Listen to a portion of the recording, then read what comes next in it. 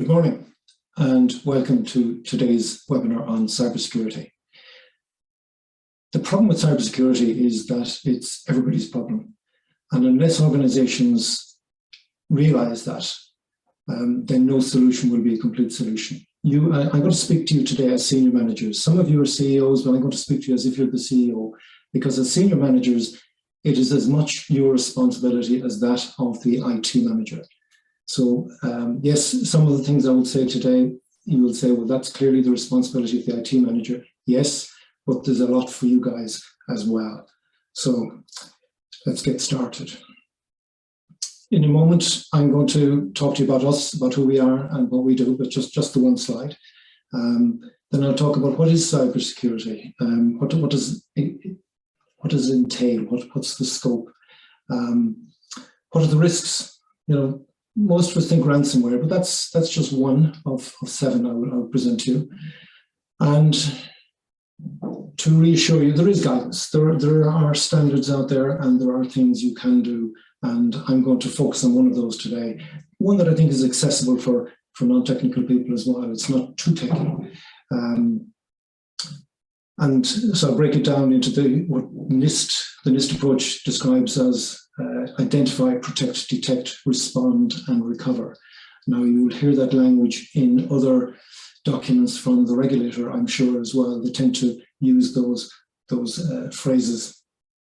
And then we'll talk about responsibilities and who's responsible for what in an organization from a risk management perspective. And I've just one slide at the end on assuring the board. Because you as senior managers, you are the interface to the board. You have to report to the board on your efforts to manage, I'd say, this risk. Of course, it's more than one, but okay. So who we are. First of all, calQrisk, to avoid confusion, we adopted the name as a business name because it was a product name first. calQrisk, it's an integrated GRC, or governance, risk and compliance software solution in a SaaS environment, that's software as a service. And because that became so well known, we became known as calQrisk as well. So calQrisk, the company, we see ourselves as experienced risk and compliance professionals, just like you, like a lot of you listening today. And we try to keep our skills sharp. We're members of different institutions like the Institute of Risk Management in London, the Association of Compliance Officers, Institute of Bankers, Institute of Directors, Chartered Accountants, ISACA, that's Information Security. Through these memberships, we try to keep our skills sharp, try to understand what are the issues so we can engage with you guys. Personally, I chair the National Committee in Ireland of Risk Management Standards, and I represent Ireland on the ISO Technical Committee. So that's us. To keep our skills sharp, we sometimes write white papers. This is probably one of the longer ones. It's about 28 pages, and it's on risk management and resilience, another key thing. And if you're interested, it's on our website. You'll find a link to it on our website. Okay. Some years ago, it's a few years now since he was the director of the FBI. You probably know Robert Mueller more for investigating Russian involvement in the US elections, but he said there are two types of companies: those that have been hacked and those that will be. And if you've been hacked already, it doesn't mean to say you won't be hacked again, I'm sorry to say. Okay, you're more likely to be targeted again. I could have shown you more stats. I thought I'd keep it to two. It's frightening enough. You probably sensed that with the pandemic there had been an increase, but the UN reported a 600% increase in malicious emails during the pandemic. That's quite astonishing, but the bigger figure, and the one that flabbergasts me, is the prediction that cybercrime will cost the world economy $10 trillion by 2025, and that's a scary thought. So guys, we have work to do. And again, speaking to you as senior managers, you will have a number of stakeholders: your shareholders, your customers, your employees, your suppliers. They want, I suppose, reassurance, and they expect that you understand cyber risks and you've prioritized actions to prevent, detect, mitigate. More about that later. This is a phrase I borrowed from a regulator, that your IT capability matches organizational ambitions. If you've got big ambitions, and most services and most things we do in organizations now don't function without some IT component, but make sure that the IT capability is fit for purpose, that you have invested. Too many organizations underinvest and then worry or wonder why it breaks. As senior managers, you're the guys who establish the policies and the corresponding procedures.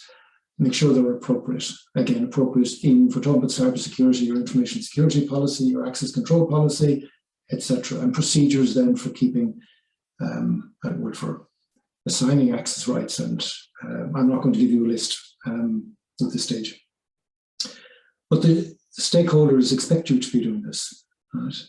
Staff are trained in cybersecurity. Now, if you train them a year ago, you said they know all about cybersecurity, they don't.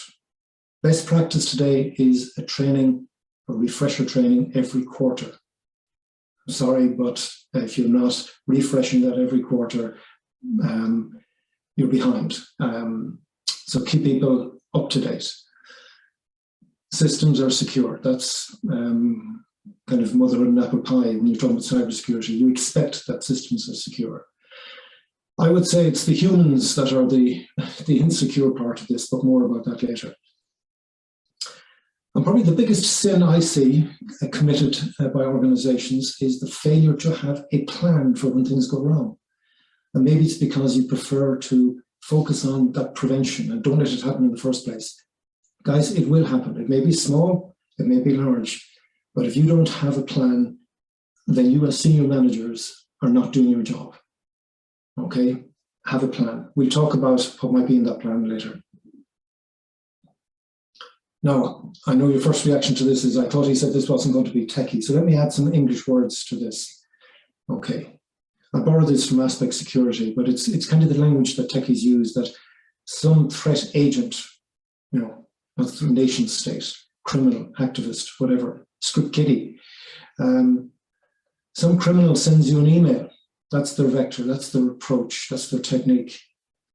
To an unsuspecting employee who hasn't been trained in cybersecurity and clicks on the link. And when you click on a link, and IT can't stop you unless they remove all links in emails, in which case you probably couldn't do half the things you want to do.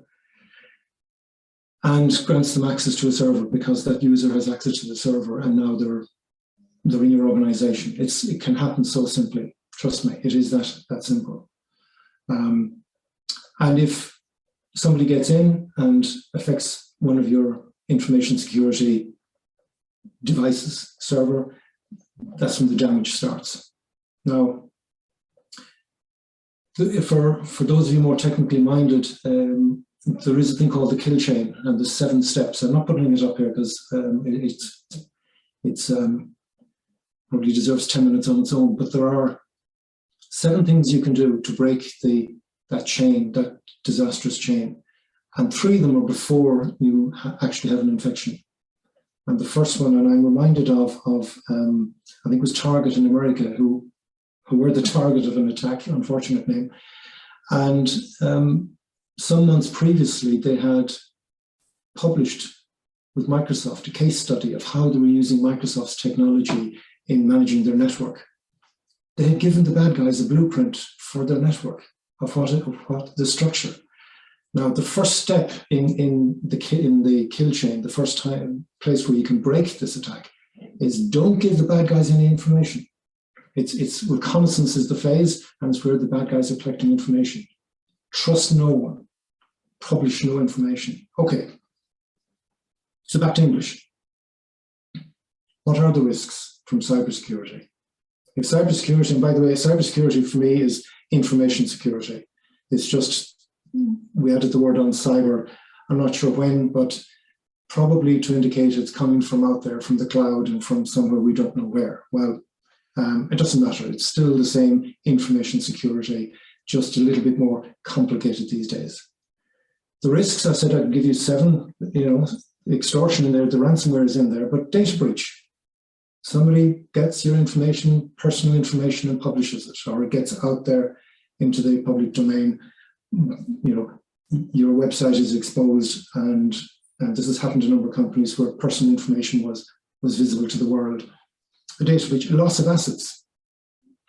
So somebody breaks in and damages, whether it's physical or whether it's electronic, and destroys your assets. Data is altered, more insidious, where data is altered in a way that damages you maybe in production and you don't even know it's altered. So you talk about the integrity of data, and there are techniques to manage that integrity. Extortion, ransomware, we spoke about, you know about. Spyware, maybe it's somebody who just wants to steal your intellectual property, your secrets. If they're worth stealing, then somebody out there will probably try to steal them. Or it could be that you're just a means to an end. Somebody is stealing the identity of somebody that you have information on to go and commit a crime somewhere else, and steal their personal information such that they can commit fraud somewhere else. And if it's traced back to you, then that's embarrassing. And then you will have seen and heard of a lot of DDoS attacks, distributed denial of service. And what they are simply is, there are tens of thousands of PCs around the world that have been compromised. People don't even know they're compromised. And you can buy 10,000 PCs, for a small fee on the dark web, and get somebody to program to attack a website, or some IP address at 12 o'clock tomorrow. So at that time, it looks like, well, the website will fall over because it's just been bombarded by requests. Just requests, but it causes the website to fail over. Now, that could be a precursor to a bigger attack. It's the equivalent of battering the wall to see if it'll fall down, because sometimes firewalls do crumble under a DDoS attack. So it could be just the precursor to something bigger. Okay, they're the kind of risks. So don't just think of ransomware, okay? And all but one of these happened in the last month. And it doesn't matter who you are, whether you're selling pizza or whether you're selling mobile phones or whether you're a school or indeed a country. The attacks are so numerous and so frequent, and you can Google any day and you learn of new ones. So it's happening, folks, and I'm sure it has happened to 50% of you at least already, whether you know it or not. Okay. To go back to those attack vectors, and put English on it, attack techniques, how do the bad guys attack you? The most common one is the email with the dodgy link in it or a dodgy attachment, and you open the attachment and you've now got a virus, or you click on the link because the email is from somebody that you trust. It says John Brown. I know John Brown, but, and I will talk about social engineering shortly. It could be spoofed, it could be from somebody else. Social engineering, I have a slide on that, the next one, and we'll cover that, but it's often the techniques used at the beginning of an attack. It could be your website or somebody else's website. That is the attack technique to get in. Websites, and I'll put my hands up here, but about 5 years ago, our website was hijacked. It was very briefly, and I'll tell you why. We have about 30 plugins, and most of you will on your websites. And we had a plugin that was out of date. It was 3 months out of date, and it had a vulnerability, and the bad guys exploited that vulnerability. We now update the website every week, and there's usually one of those 30 plugins needs an update, at least a week, and sometimes 3. Whereas hotspots, I never connect to a wireless hotspot in a cafe or hotel. Why? Because I don't know how secure it is, and I have to assume that if I'm connected and the bad guy is connected, they can see my laptop is connected as well, because we're both connected to the one Wi-Fi router. So I don't, and I don't recommend it. There are more insecure Wi-Fi hotspots than there are secure ones. Just think of that. Social networking. Maybe the bad guys have a longer-term plan, they're patient, and they start nurturing relationships with people in your organization and building up trust, because we humans trust and we're curious. and we give away information we shouldn't. Now, the USB devices is an old one. I don't know whether you still use them. We don't, and I banned them. But a friend of mine, my IT security friend who knows a lot about this stuff, one of his techniques, at least it used to be, he would drop a half a dozen of these USB devices, memory sticks, in the car park of a company that he was engaged to test their security. And he was always guaranteed that by 10 o'clock in the morning, at least one of them was plugged into a laptop. And then the fun starts. Okay, so they're some of the techniques. And you need to be aware of them. You, not just the IT department, you and everybody in the organization. The IT guys can only stop so much. Like I said, this is a whole organization initiative. A bit on social engineering, spoofing. Spoofing is when somebody changes the from to on an email, so it looks like it's coming from John Brown, and it's not, it's coming from somebody else. And here's a little test. Can you see why these are not the same? These two email addresses. If I change the font to Callisto, you can see that the L in the second one is not an L, it's actually a capital I.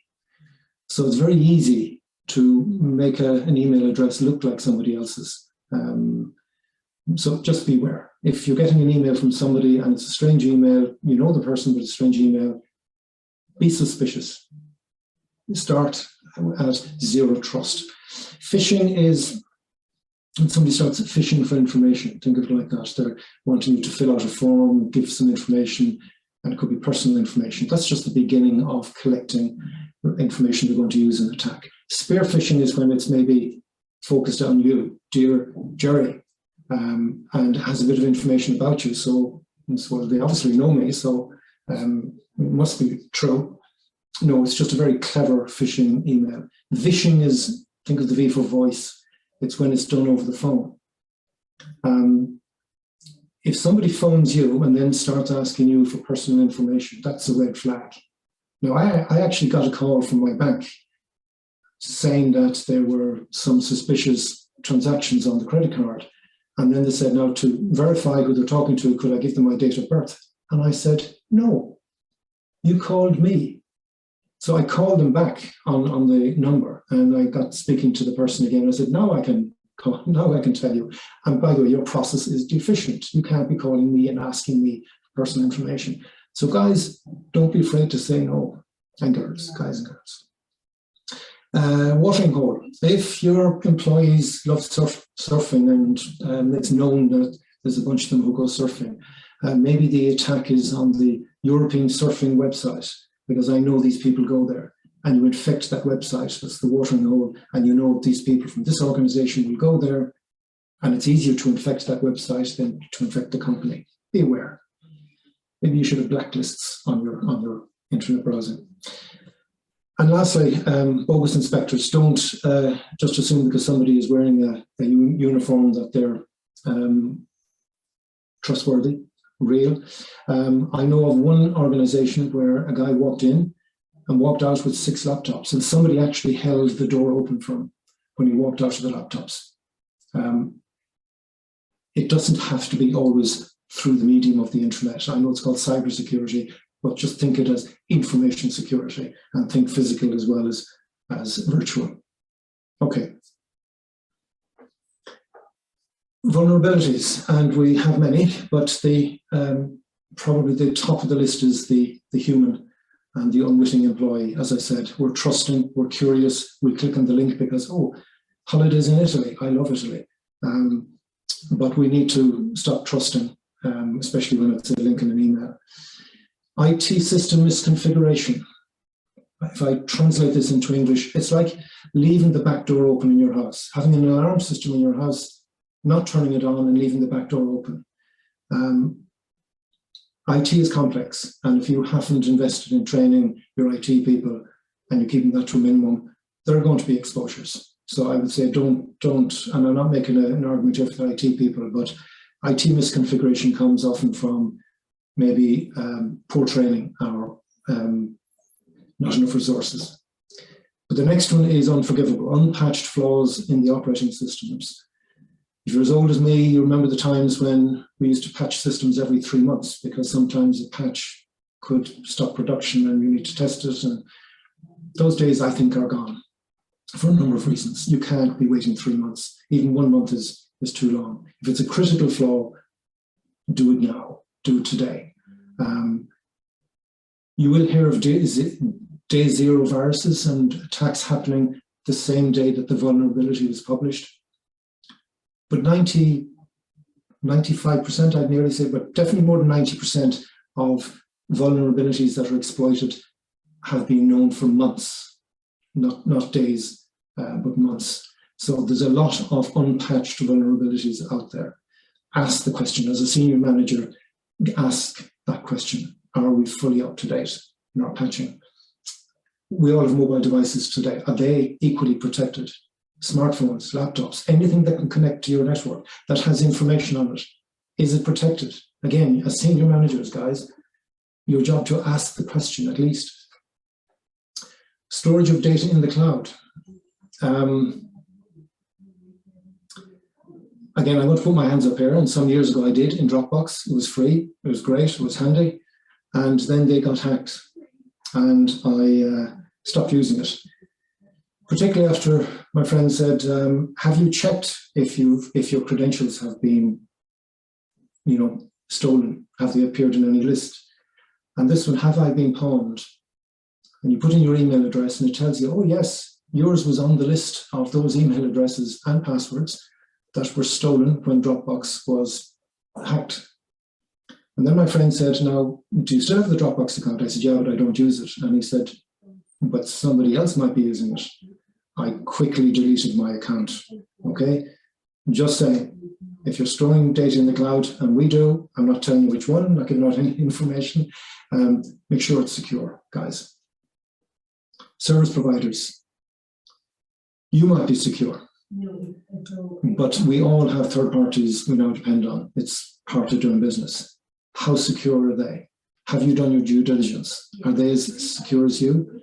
I mentioned Target earlier, the retail outlet in the States. They were hacked via their heating and ventilation supplier, who weren't so secure. But they had access into the network so they could check the air conditioning. And guess what? They could see a lot more than the air conditioning units.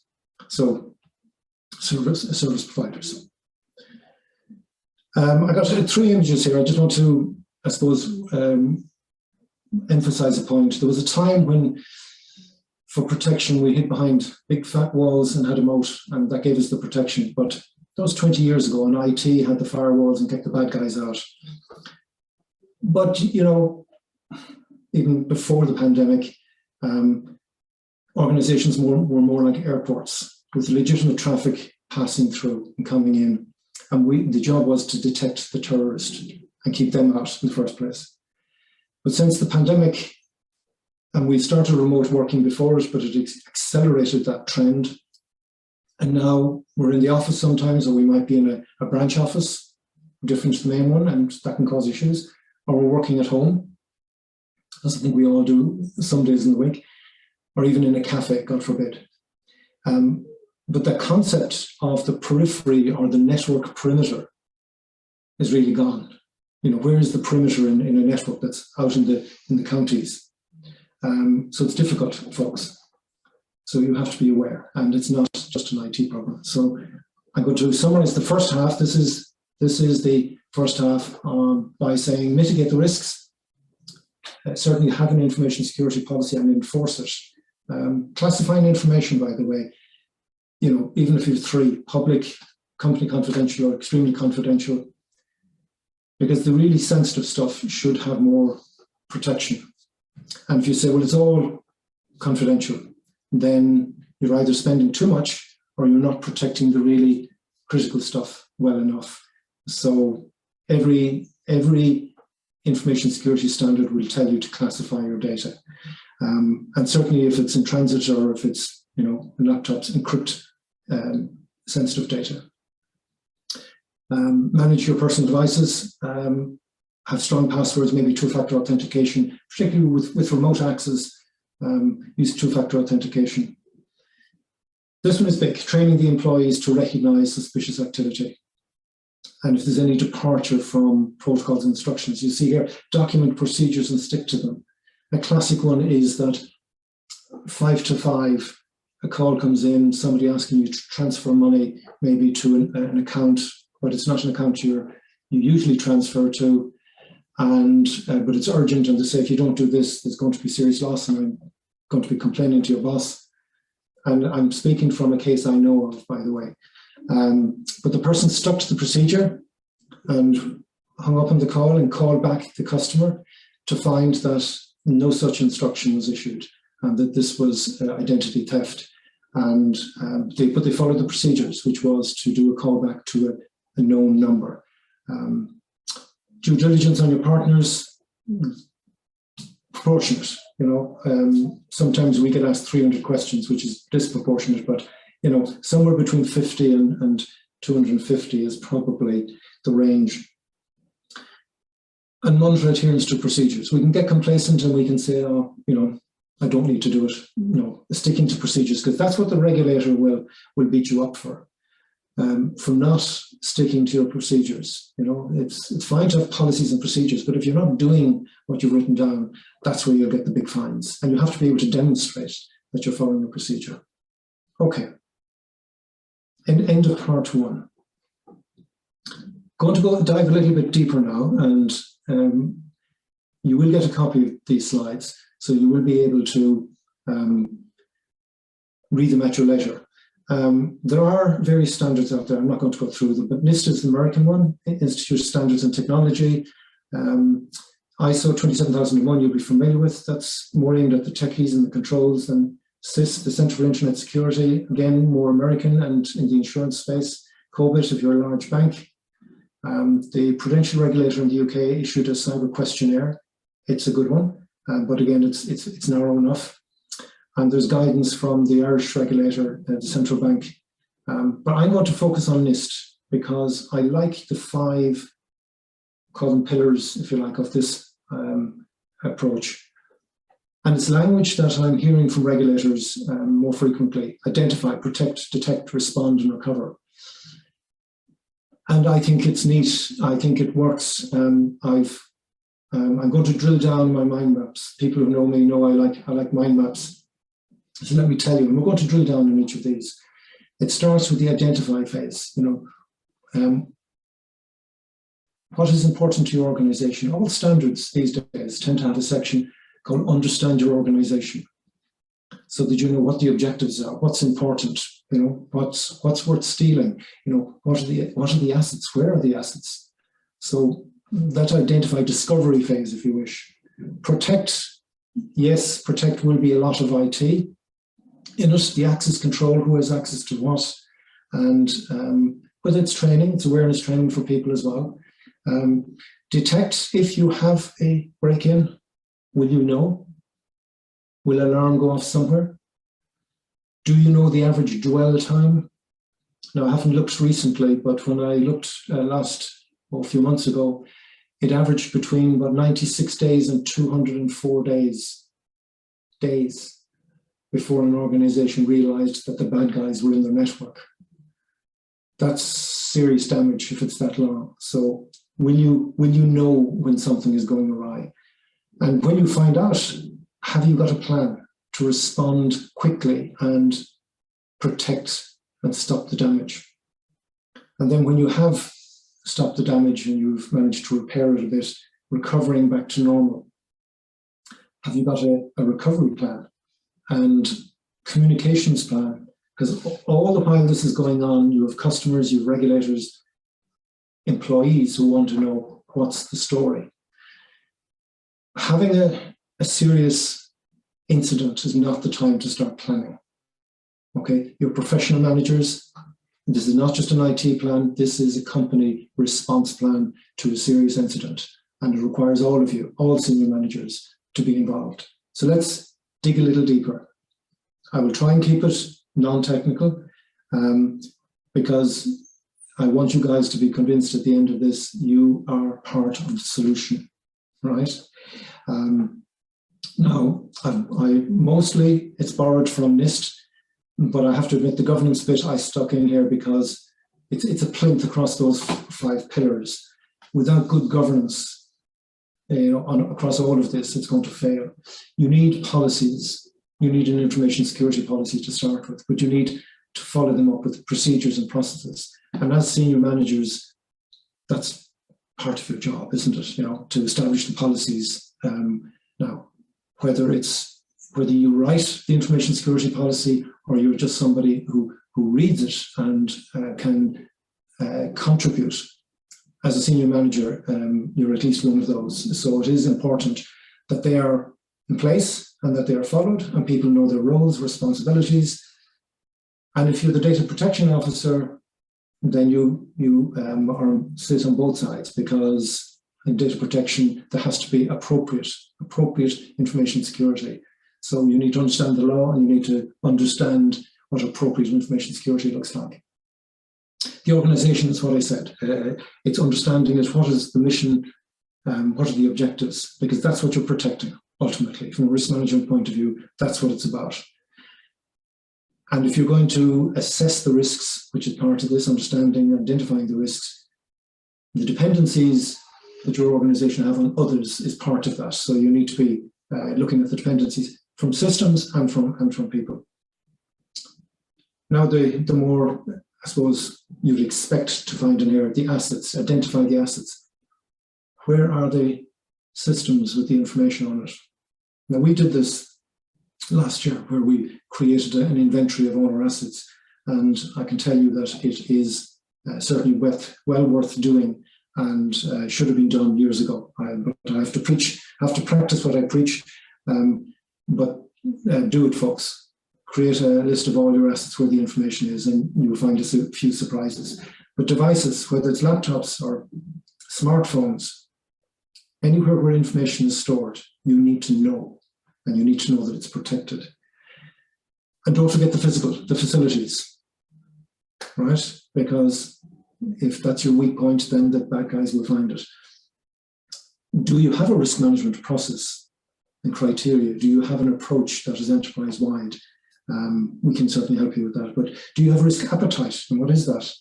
Separate webinar, but it's how much risk are you willing to take on and able to take on? Risk assessment. You need to identify the risks, identify the vulnerabilities and your exposures, and then do something about it. That's the risk response, the treating the risk. Threat intelligence is in there because you're from many different sectors. We have quite a number on the call today, and I can tell there are fund management companies on, there are credit unions, there are schools, there are charities, there are sporting organisations. It's quite broad and disparate. So the threat intelligence you will be reading will be for your sector, what your peers are experiencing, what your competitors are experiencing. And that should inform your risk assessments and inform where you look and what action you take, because you could be next. So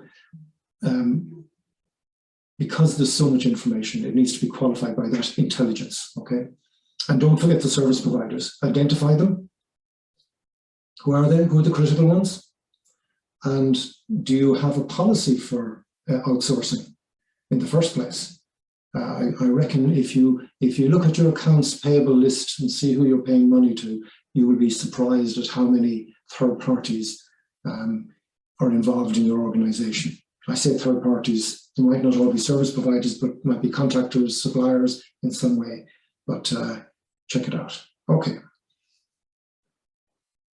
On to number 2, which is protect. And I will admit a lot of this is for the IT guys.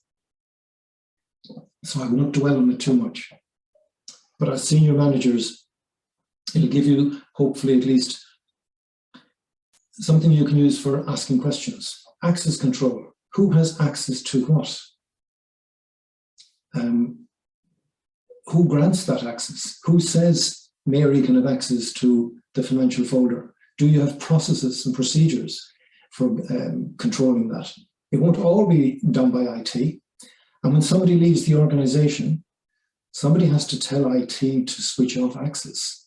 How many of you have left an organization to find that even a month later, you could still log in to your former employer? more than you would like to think, I'm afraid.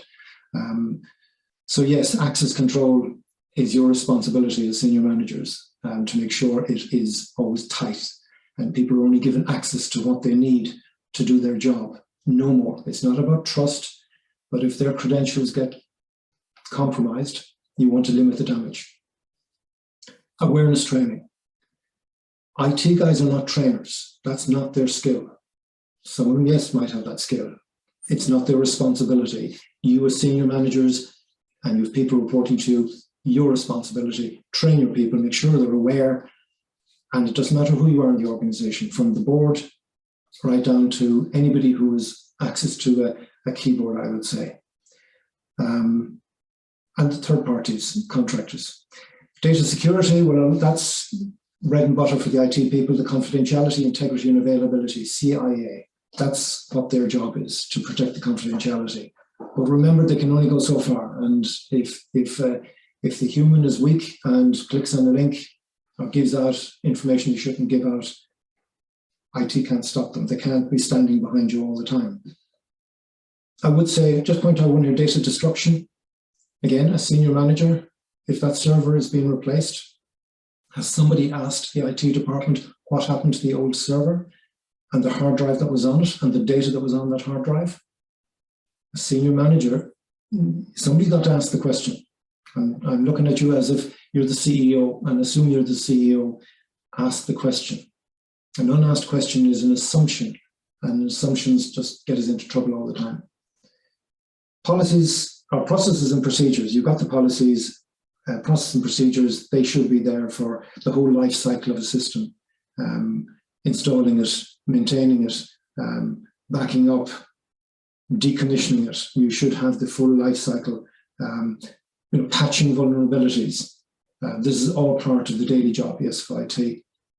And of course, protective technology. And I've listed, a few under here on intrusion prevention. There are lots of tools out there, but only you can decide what is appropriate for your organization. Certainly, if you have removable media, you need to have controls over that data. Certainly, it should be encrypted.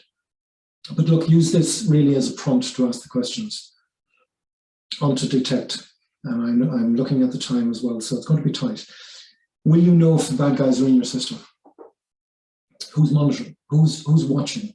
And is it continuous? And if they break in at 2 o'clock in the middle of the night, does anybody know? And if you're across multiple time domains, and I did an exercise with the company where the guy waited till the headquarters had woken up, 2 hours had passed, and the damage was done. Somebody needs to be able to press that big red button at 2 o'clock in the middle of the night and stop the damage. So monitoring and be able to detect and be able to respond. We do vulnerability scans, we do pen tests in our application every year, and if we need in between, we would do it as well. But you need to be constantly vigilant. IT guys talk about events, an attempt attack, and we have brute force attacks on our system every day. We know this, but we're repelling them, but at least we know they're happening. There are tools now because no human could investigate every single event, but make sure you are picking out the anomalous events and those that are out of the normal sphere. And if you have detection, you should have somebody responsible to make sure that is happening. So ensure roles and responsibilities are assigned. And if something is detected, that there is an escalation path, there is a communication path. And we're going to talk about that now, talk about the response. So if you do detect some anomaly, some event that you need to investigate, and quickly you decide this is a serious data breach, or this is a ransom attack, or whatever it is, have you a plan? Have you processes and procedures that you're going to follow to minimize the damage and get back to normal working? Too many don't have a response plan, or the response plan is deficient. Communications, we often forget when we're trying to fix a problem that we need to talk to staff, We need to talk to customers. We need to talk to the regulator, tell them what's going on. So put that in your plan beforehand. Somebody who's not needed to fix the problem can be a communications person. You may need to communicate with your service providers as well. Think about these things beforehand, folks, not when you have a crisis on your plate. Yeah, part of the response is to investigate the source, obviously. Where's it coming from? What's the impact? All of that, you need to have thought about how you're going to do that. And if you need forensic investigation, maybe you need to have the telephone number of a forensic guy, IT forensic guy that you can call on and bring in immediately. Not the time to be looking up the golden pages. Okay, have it in your response plan. And certainly in any event, whether it's small, medium or large, you will learn from it and you will learn how you can improve your plan. That's improvements is always in this. In any response to any incident, you will learn something from it, improve. Now, I've expanded this one for a cyber attack response plan. I don't have time to go through all of it, but to give you an idea, prepare. And then again, it's about having thought, what if, and who would we need, and who's in the team, and what would their role be? And backups, do we take backups? Do we take them often enough? You know, if you had a disaster at 5 o'clock today, is it okay to lose the whole day's data? Or should we have been taking backups more frequently, maybe every hour, or journaling, or whatever? All of these things you need to have thought of beforehand. Okay, identifying that you have a problem. That's, if you like, the monitoring. And so we have a problem here, we have an event, we have an issue, and I need to escalate it. Don't wait. And everybody needs to know what number to call if they suspect that there's something serious going down, and escalate it. Then you contain it, cut connectivity, so you limit the damage. Now, that would need to be under the instruction of an IT expert, but basically limit the damage and start communicating to people. Eradicate it, clean it up, and you will know of a number of organizations in the news in the past year. What you won't hear is the ones who've been able to eradicate and get back working within the hour because they don't hit the headlines, but they are common as well. It's the big ones that take weeks and months to eradicate and recover that hit the news. So when you recover, the retest, the monitoring, because have you put the virus or whatever it was back into your system? So it's painstaking, it's a long process. Again, you need to have done the thinking beforehand. And like I said, review. At the end of any of these, review and see what could we do better. And recover. The final one, you've let's say from any incident, and whether it's a big or small, having a recovery plan. If the systems have been taken out and you've put them back online, you should have a prioritization priority list. Which system do you need back first? Now, your business impact analysis that you will have conducted will tell you what you need to have back first. So that will inform that sequence of recovery. Exercise and test, and those of you who are regulated will hear from the regulator that you need to test your plans, test your backups. I will shock you by telling you, I'm sure, that 54% of backup restores fail. 54% fail. And the main reason why a restore of your backup data fails is because it wasn't backed up in the first place. People thought it was being backed up, but the backup process had failed for some reason or other. And that's a startling statistic. And I know it to be true because I know within 20 miles of where I am now, I know of 6 companies who've had that experience. And that's a lot. Communication, again, don't forget, at all stages in this, who's going to communicate, who's going to tell the regulator, who's going to tell the staff, who's going to tell the customers what's happening. Don't forget your third parties in any recovery planning. They're probably part of the recovery plan. And if you have a serious disaster that is destroyed equipment and you decided rather than trying to eradicate, we're just going to buy new, have you got a plan for that? To purchase the equipment, install, reconfigure, and get them out to systems, get them out to desks. Planning folks, planning. Now, a bit on responsibilities. And I borrowed this slide, and I know we're going over the time from, so what I'll do is I won't do the build, I'll just talk about the events. You guys are all first line, most of you. We have some risk officers and compliance officers in here, but as the first line, you're the doers. You're managing the risk on a day-to-day basis. You're number one here. You're implementing the processes on a day-to-day basis. You're following the procedures. You're ensuring compliance at the first line. As you're the doers. And if you recognize something breaking, you report it up. The second line is the risk officer, the compliance officer, who will teach you how to do good risk management and good risk assessment and make sure that you are consistent and following some kind of a standard process. They're the advisors, the trainers, the experts, if you wish. The third line of defense is the independent, if you like, audit. The fourth is the governing body, the board of directors, the oversight, those who should be asking the questions. And I see senior management as part of that as well. You need to be asking before the board asks it. You know, the oversight. You've set the objectives for the organisation and agreed them with the board. And you've, you know, established the structures as directed and controlled by the board. But the board will want to know that the risk is being managed and being managed well and effectively. And 5 is when you need to reach out to an external expert. My final slide then is a test of let's say, the senior management, and when you report to the board. If I was on the board, what I would like to know. Certainly I'd like to know the overall risk profile, and I would expect in the top 10 risks that there's something there about cybersecurity, and because it is a risk, I'd say, for most organizations today.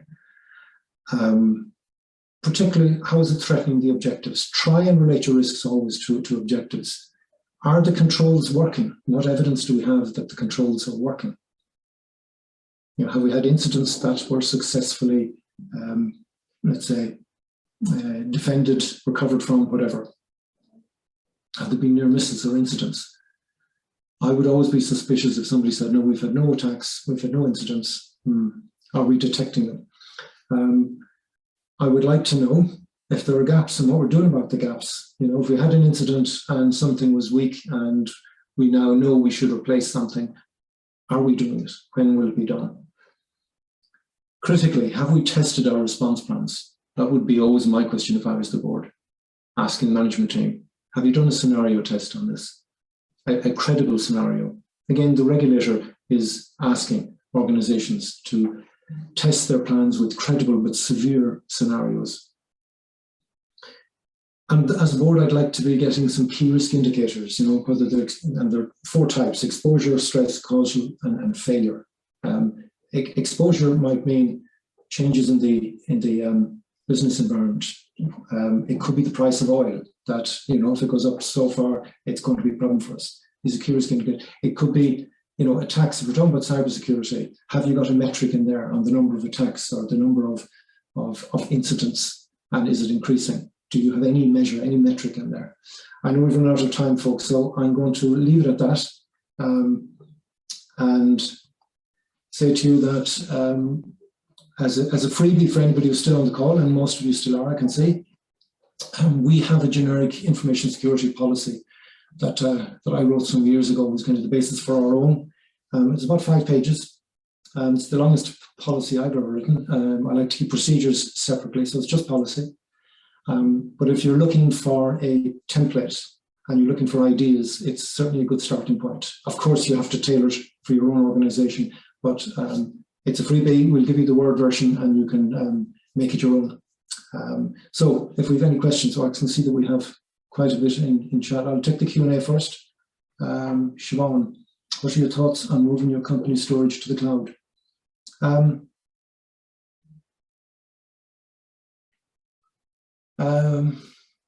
We have, I suppose, 2 solutions. We have one where if I want to share files with you, I'm using a utility where it's a secure storage, and I give you a link, and I don't attach it to the email. So if I want to send a 60 meg file, I don't attach it to the email, I attach the link, and that's secure. I'm happy with that.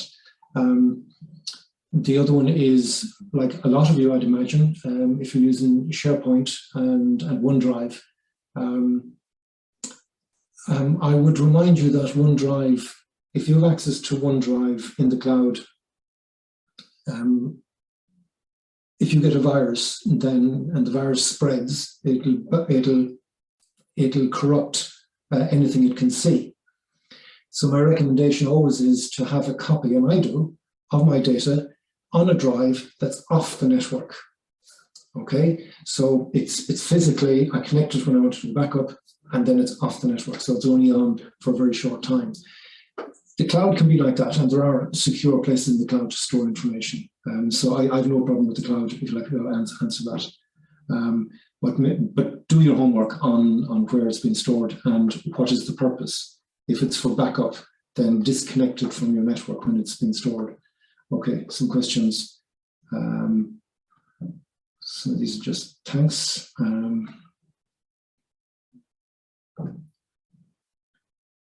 The slides are going to be shared.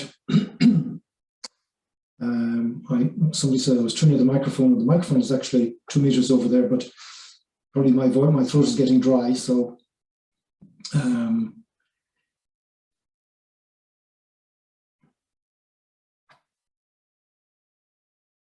okay, some of these. If there's any other questions, folks, I can't see this. These are just comments. There might be another one in here. Okay, Denise. Do you think doing a short course on NIST is worthwhile?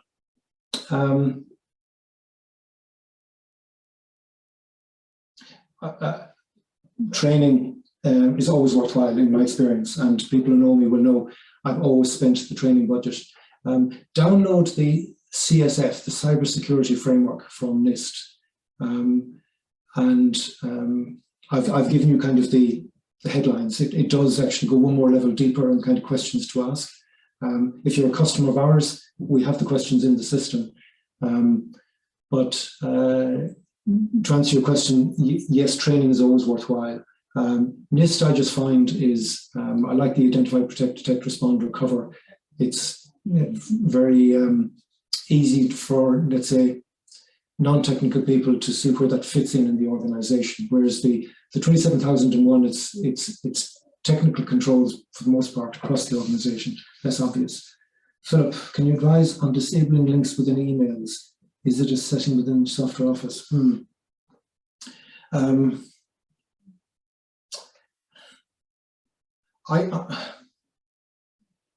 If you disable every single link in every single email, then you would find email losing a lot of its purpose.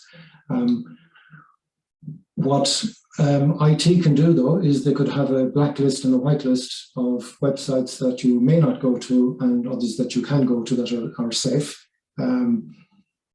We send out email reminders and tasks, and it includes a link that has a token in it, and it's a very long link. And some of our customers, IT, they actually strip that out because they treat any email with a link as dodgy. Now, you could probably say accept links from calQrisk Online, let them through. So talk to your IT department. There's various levels. You don't want to do everything, or you won't be able to work. Train the people to recognize dodgy links, and if they're suspicious, don't click on them. If you haven't bought a ticket in the Spanish lottery, don't be clicking a link that says you've won the Spanish lottery. You know, as obvious as that. I mean, that's a lot of them. Do you provide pen tests as shown on your site? No, we don't do pen tests. We haven't done on our system by others. Happy to share a name with you who we use, Mahfouz. But you know, there are half a dozen good ones out there in Ireland. And pen tests, there's two aspects to it, by the way. There's the vulnerability. You can get that done, and you can get it automated, whereby tools are pointed at your website or at your application and try and break in and give you a report. And that's, let's say, inexpensive. That's part of a pen test, where the guys will also go inside the application and try and break it from within, as well as from outside. And that generally, you know, is done over a week and can cost you five days of a tech an expensive techie time. But no, we don't do it. But we don't offer that service, but we have it done on our own. Okay. A few more. Could you share your LinkedIn address? I'm if you go LinkedIn and Gerard Joyce in calQrisk, you'll find me.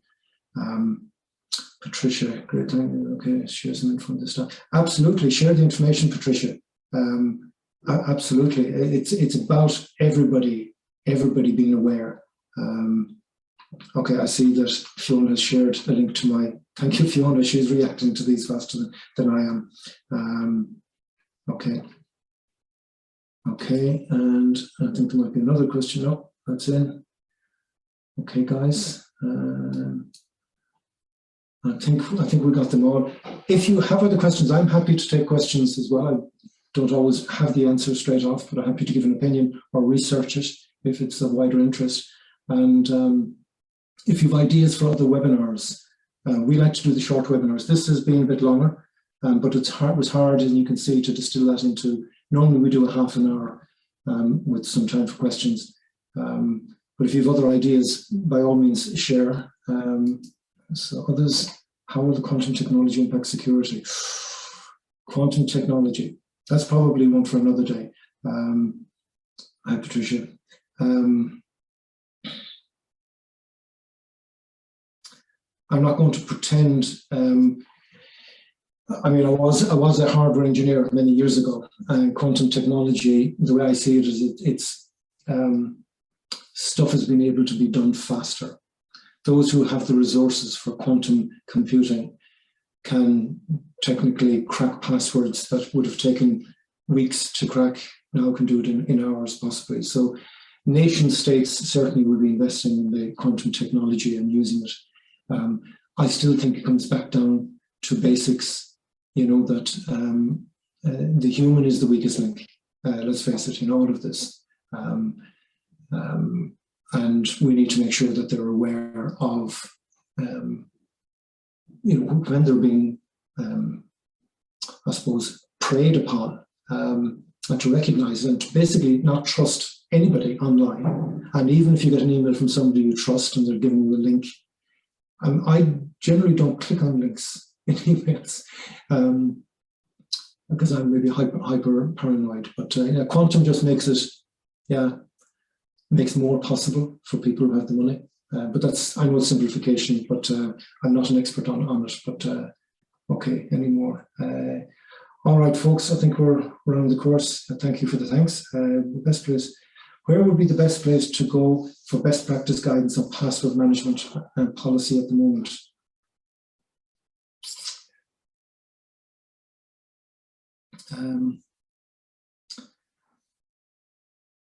I don't know, Sandy, because I have my own opinions on password management. What I will say to you is it's the length of the password that makes it secure, not the complexity, right? Think of it that way. The longer a password is, the more effort it takes to actually break it, because it's proportionate to the number of positions in the password. And you would advise people not to put in stupid things like password, you know, or password 123. You can Google what are the top 10 most used passwords, you know, that the hackers will try first, and you'd be surprised what people do. So password management, two-factor authentication, Mike says, introduce two-factor authentication. Certainly if something is highly critical, and I do it for a privileged access, I use a two-factor authentication, always gives that extra level of security. Password on its own is probably minimal security, Sandy. Yes, longer passwords, less frequent change, I think is better. I'm not big into this every month change.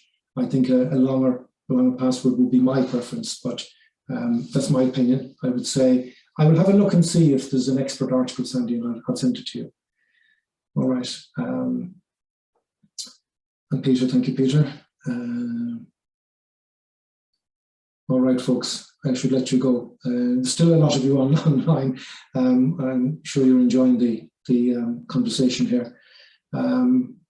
Look, guys, if you have ideas, as I said, my email address is up there. If you have ideas for other future webinars, we always try to, deliver something that is topical and of interest to customers and to non-customers as well. We always have a good smattering of existing customers on the call, and we have today, but we have a lot of new people. So hope you like the style, the approach, and look forward to having you back on another future webinar. So thank you to all. Thank you for your attendance and for staying with us. I know it's been a heavy topic, but hopefully you all got something from that. Thank you. Bye-bye.